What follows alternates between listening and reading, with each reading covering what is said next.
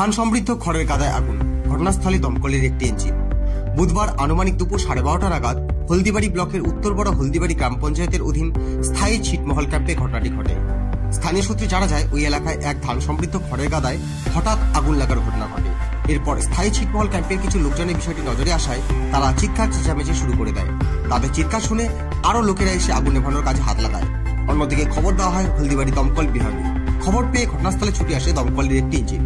এরপর দমকল বিভাগের কর্মী ও স্থানীয়দের সহযোগিতায় আগুন নেভানো হয়। ঘটনায় অধিকাংশ ধান সমৃদ্ধ খড় পুড়ে গিয়েছে।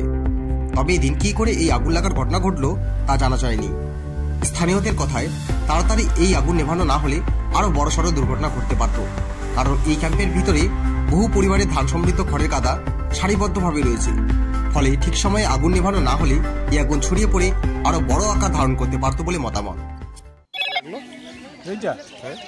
আগুন তো আমি জানি না, বুঝছেন, আমি তো ওই ফ্ল্যাটে আমি আছি। আচ্ছা, সি ফ্ল্যাটে। এটা কার?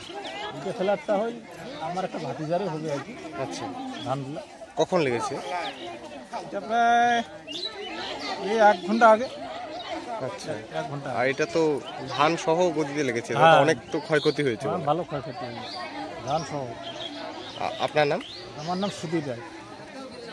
আগুন যে মূলত কীভাবে লাগছে আমরা তো পরে দেখতে পাচ্ছি আর কি। হঠাৎ করে দেখি যে পোয়ালের পুঞ্জিতে আগুন লাগছে। তারপর আমাদের এখানকার সবাই মিলে দমকলকে জানিয়ে আগুনটাকে নিয়ন্ত্রণে নিয়েছি। আচ্ছা, কখন এই ঘটনাটা ঘটেছে? এটা আনুমানিক 20-25 মিনিট আগের ঘটনা।